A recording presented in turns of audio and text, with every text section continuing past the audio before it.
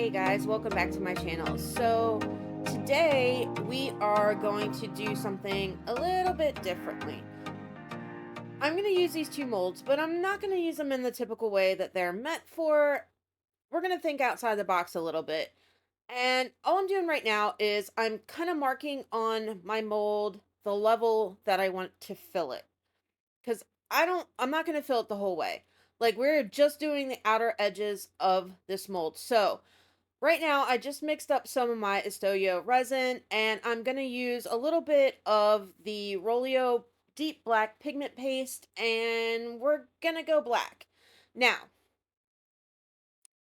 as I mix this up, I kind of stumbled upon this by accident. Like, I like to be creative. I like to think outside the box. I don't necessarily want to do something that everybody else is doing. And I had started, you guys remember the marbling one that I did just a couple of videos back where I made the box and the pen holder and the frog for my husband? Well, he wanted just a plain black box, and I just couldn't do plain black. But what I had done is I had started filling it up with just leftover black resin that I had, because why not? And I needed it because I decided that that's not what I'm going to do. So I emptied it out. Well, I only had the edge around the side, and I thought, hmm, gave me an idea. So what we're going to do is we're just filling up the edges of these molds. Now, on this one, I am not going very high because I want to keep it about the same height that this big tray is. And I'm just going to pour it in slowly and kind of let it flow and find its own level so I can see how high it is. And then I'm going to fill up this other one. Now, I did use some of that Solian, it's an extra fine glitter and onyx, just to add a little bit of sparkle to this. I know it's not going to show up a lot, or at least I don't think it is, but it's just going to add some shimmer to it. So now I'm kind of measuring where the smaller box is as opposed to this big tray, and I realized that when I marked it at the top of that tray mold, and I'm not filling it, so I can't use it that high. So I am going to have to take a little bit out. So I'm just going to kind of dump a tiny bit of this out, let it find its level again, see how high it is, and I'm going to end up doing it one more time just because it's a little too much. And then we're just going to let this cure. I am going to go around all of those 90-degree edges in both molds with a silicone tool, just because I don't want any bubbles that like to get trapped there stuck, and then hit it with the heat gun. Now, it's a process, and I only have one of these box molds, so I will have to wait and make another one here later on, but it's fine. It'll be fine. I think that this is going to be super cool. And I think that it has a lot of possibilities. And as it kind of, like, it started in my mind as one thing, I kind of thought, because the piece that I had pulled out before that I ended up trashing because I just wasn't going to use it, was like a thick, chunky one. Like, it hadn't quite made the top, but it was really deep. And I thought it could make kind of a cool little, like, shadow box mold, to where, or shadow box to where you could put like maybe small tiny little figures, knickknacks, that sort of thing. But that evolved and that changed some because, well, this bigger tray mold isn't quite that deep that I can get that effect from it, but we're going to go a different way. And I am super excited about it. Like, I think it turns out really cool. Okay, so I had a tiny bit of resin left over, so I decided, this is the lid for that box mold.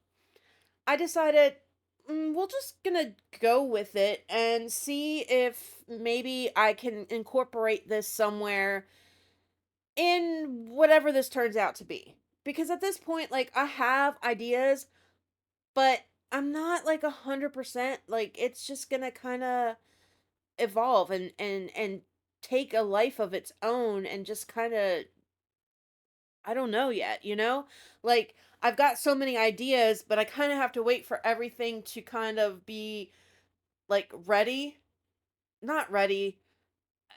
I have to wait for everything to be kind of cured and ready for the next step before I can decide exactly what I'm going to do. Because who knows how this is going to turn out? Like, I really don't know. So we're going to play around with it a little bit and see what we can come up. Now, you just saw me cleaning the edges around this with a Q-tip, and that's just because I don't want any, like, I want it squared off. This is all squares and rectangles, so that's kind of how I want it. So here we are 24 hours later. Now I'm going to demold these. Now, the resin is still bendy. It's still pliable, okay? So it's not super rock hard, which is good because we all know, if you watched my video with the marbling, that my little box mold there is all kinds of warpy and stupid. So being still pliable and not waiting for this resin to fully get hard is actually going to benefit me because I can straighten out any wonkiness that's in there, which I got some. So I'll be able to kind of move it around, make it so that it's level, it's straight, and all of the things, like you can see on the left hand side how it's kind of bowed out from how my mold is. So I'm just going to fix that. I'm just going to push it down a little bit, and then I'm going to make sure that it's level, that it's flat and straight, and then I'm going to let this set and actually like cure rock hard for a couple of days while I wait for the other little piece that I'm going to do to cure and all that fun stuff. Okay, so I didn't film, well, I filmed it, but I cut out the part where I did the second box because you've already seen me do the first piece. You don't need to see it again, and it's mainly, this video is kind of long, so just in the sake of time, we're just going to go with this. Now, again, it's a little wonky, but I am going to straighten it out, and then I'm just going to make sure that these two pieces line up perfectly, and they're pretty good, so we're going to go with it. All right, so I did wait a couple of days just to make sure that everything was nice and hard. And now I'm going in with my sanding block, and I'm just using, I don't know what grit it is. I'll have to go look. Hold on while I go check. Okay, so it's a 180 grit. So I am going over, because we didn't fill up the mold completely, we do have the sharp edges. So I'm going over, making them smooth and as flat as possible with the sandpaper or the sanding block.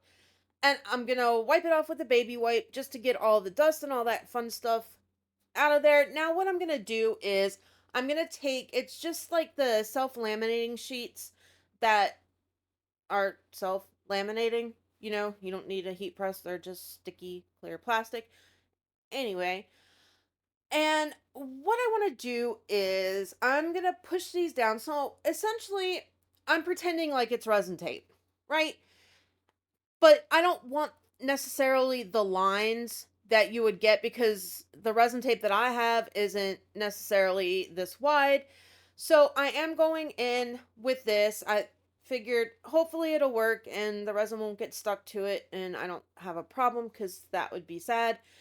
And I'm just going to kind of push down really well, just like you would if you were doing bezels or anything like that. Like, for all intents and purposes, we can pretend that's what this is.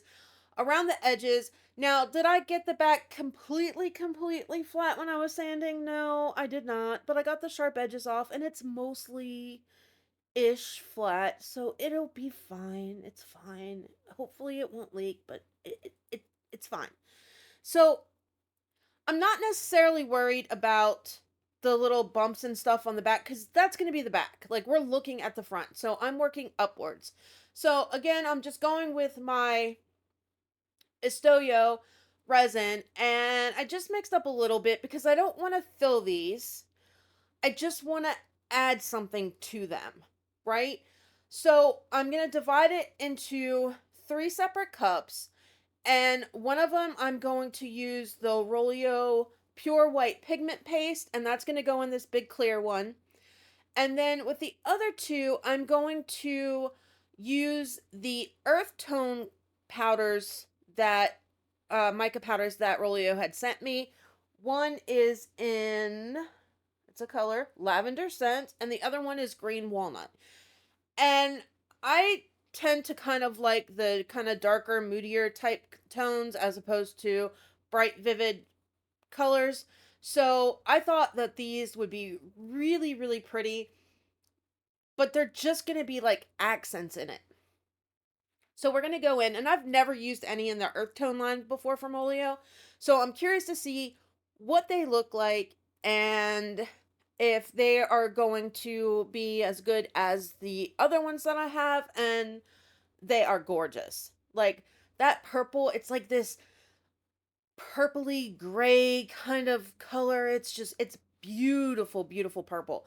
Like it's not that bright like the purple heart that they have. It's not a bright purple like that. It's just this kind of like moody gray purple. I don't know. It's gorgeous. And this green walnut color, beautiful. Like gorgeous. Okay, so gonna take some of this white. Uh, yeah, it's called resin. We're gonna take some of that and we're gonna put it in inside where we prep these essentially kind of like mold-ish things, the little boxes. And I'm just going to spread it out to all the edges. Now, I am trying to be super careful because I don't want it to go up on the sides or drip anywhere that it's not supposed to go. Hit it with the heat gun real quick. Okay, so now I want, I don't want these colors to take over the whole piece. The white is kind of going to be like our background, and I just want to kind of do like an abstract type of thing with these colors and just kind of get them to almost marble, but not necessarily, I guess. But I just want to play with the colors some and see what we can come up with, what kind of designs, and hopefully it won't blend out too much or move so much that I'm not gonna get what I want. So I'm just kind of going in and just with my popsicle stick, just kind of going in with some lines of this walnut or green walnut. And then we're gonna do the same thing with the purple. Now, here's the thing that I didn't necessarily think of.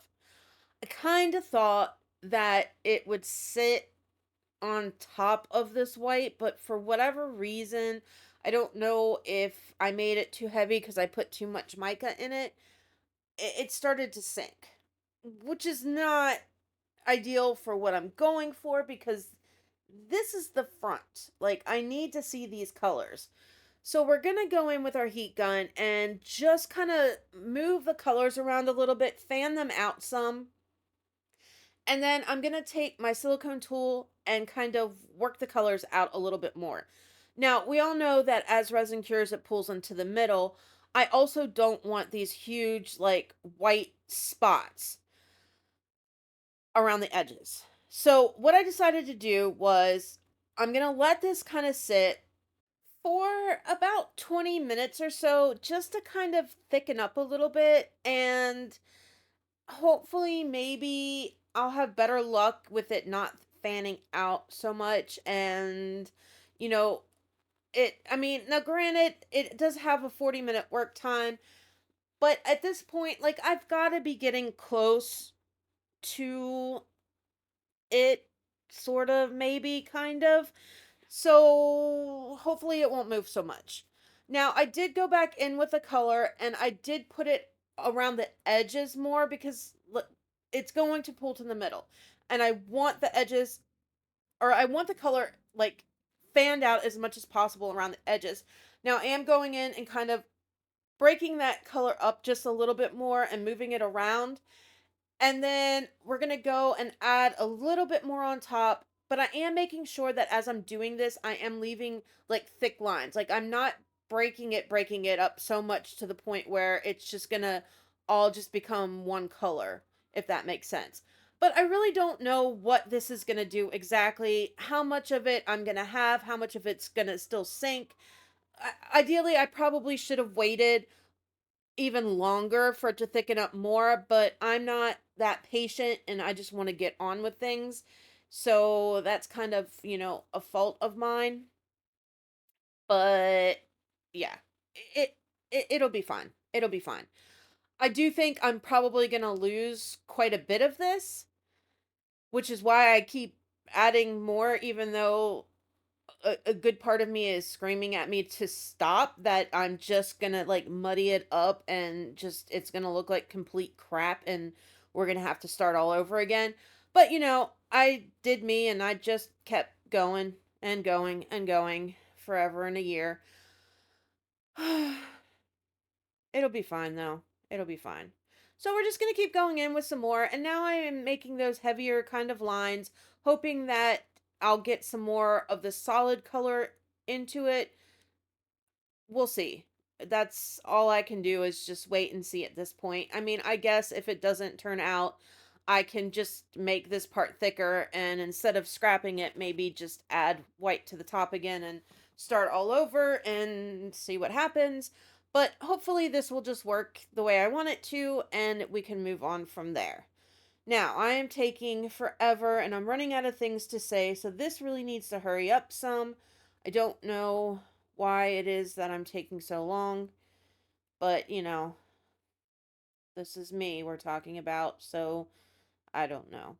So we're going to go in and hit it with the heat gun because, past me didn't realize or think about the fact that every time I heat it up, I'm just thinning out that resin, which is going to cause my colors to sink some more, but hey, it's all great. It's going to be wonderful. Okay, come on now, please hurry up. Driving me nuts.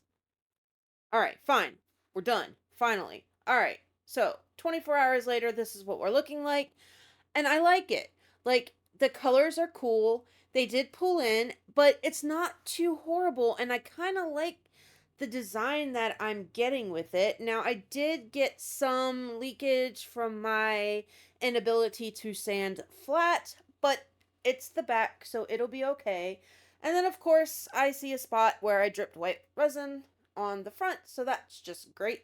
But we're going to take the craft knife and see if we can maybe sort of get it off before it's like super crazy hard. I can get most of it off. It'll be okay.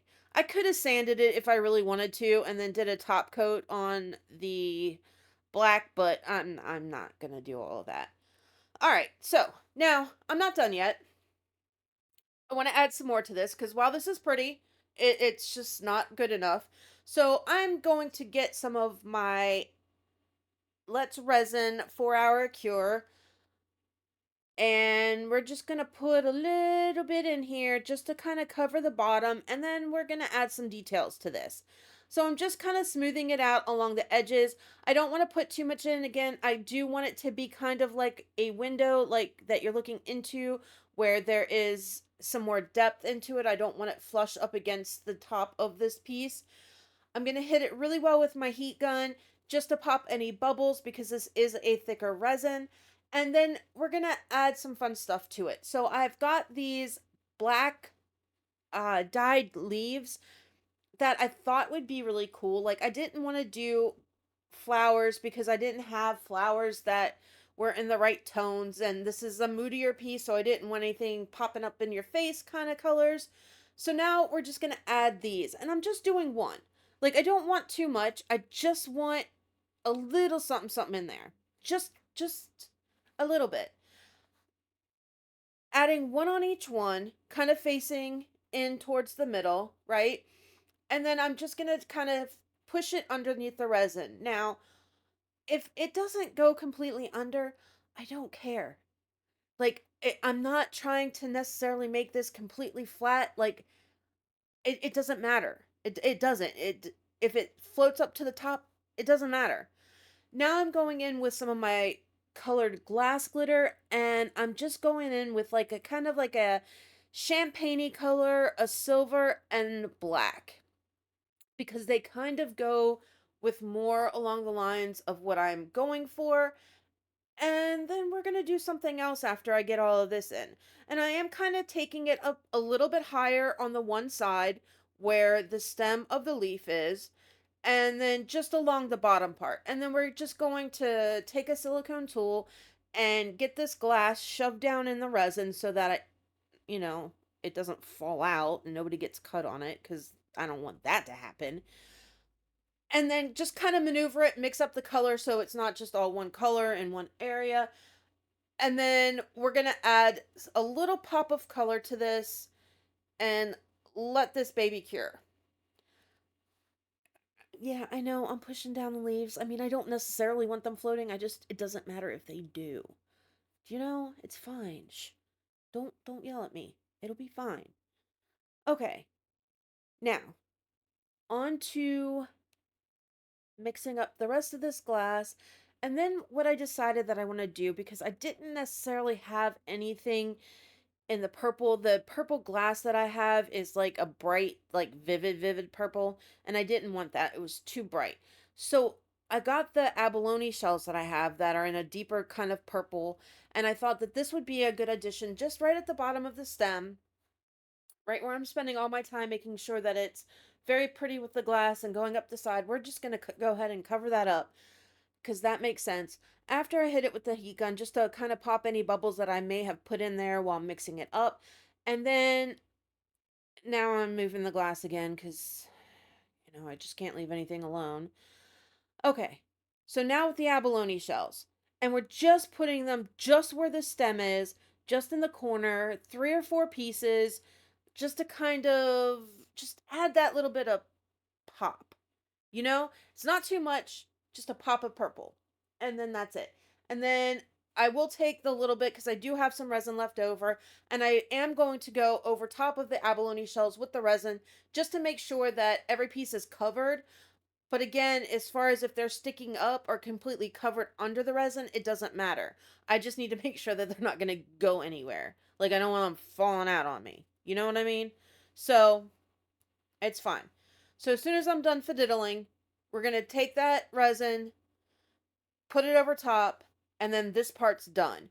Then we're going to move on to the next. See, that's it. Just a little bit. Shoosh, shoosh. Right over. Done.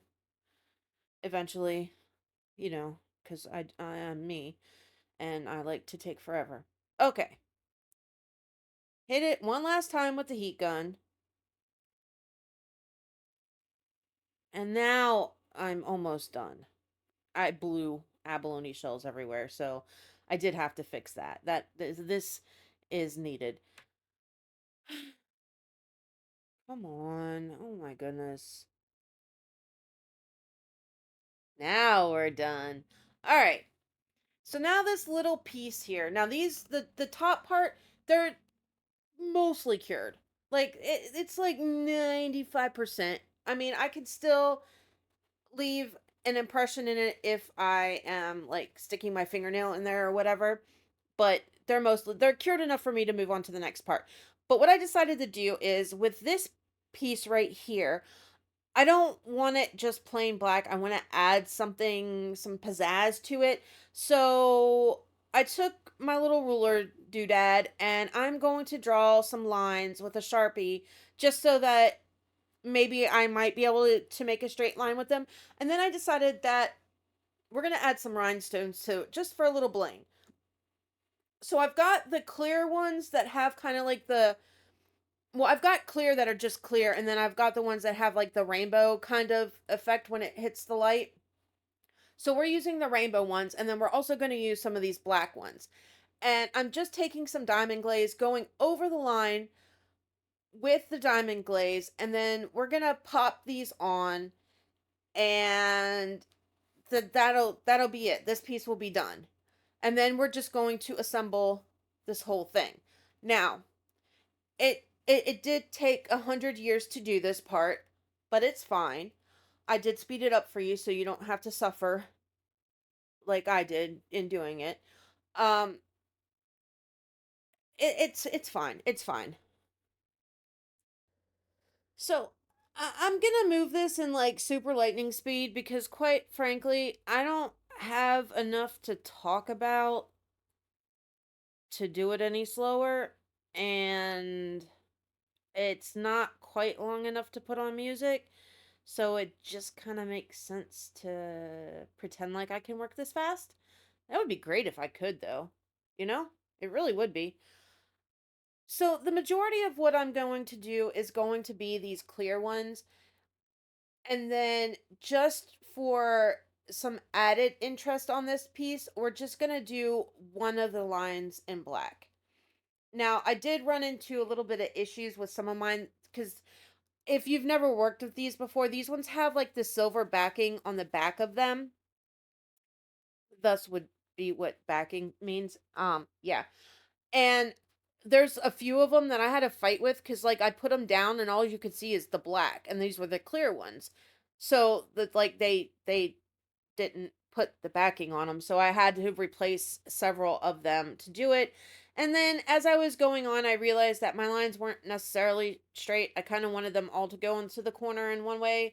I mean, it looks okay for the most part, as long as you don't look at my rhinestone lines and see all the wobbles that, you know, I thought I was doing pretty good when I was doing it, but after looking at it and taking the glamour shots, I was like, wow, I really did suck at these lines. It's fine. It's fine. They're pretty straight for the most part. Now, granted, you can't necessarily really see the black here, but you can when it's actually done. Okay, so now everything is done. Finally, now we're just going to put it together. So I had to go out and purchase E6000 glue. For those of you that have been watching my videos for a while, you know my constant fight with it. And this time I decided, just in case, I'm going to get the tiny little ones because my luck with it is terrible. Here's where not sanding flat comes into play, and it can be a mistake when you're gluing stuff onto it because guess where the glue goes? In the hole where it's not flat. And then you have to put more on than you would need to make it up high enough so that it'll stick to the piece that's going under it. I digress. Anyway, so I'm just putting it on the two sides. Now, I do have to be careful because my resin is still tacky and I don't want to ruin that clear piece because that would be all kinds of upsetting. But I did put a bunch of it on, making sure I'm spreading it on the edges of that black part, like of the frame of it. And then we're going to stick it on. So this is the part where it kind of gets tricky and, straight lines and making sure it's even and all of that fun stuff and not moving it. And then, because I put so much glue on it, it was kind of in certain areas shooting out the side. So after I kind of got it all lined up and pushed down, I did go in with a baby wipe and try and wipe off some of the heavy excess glue.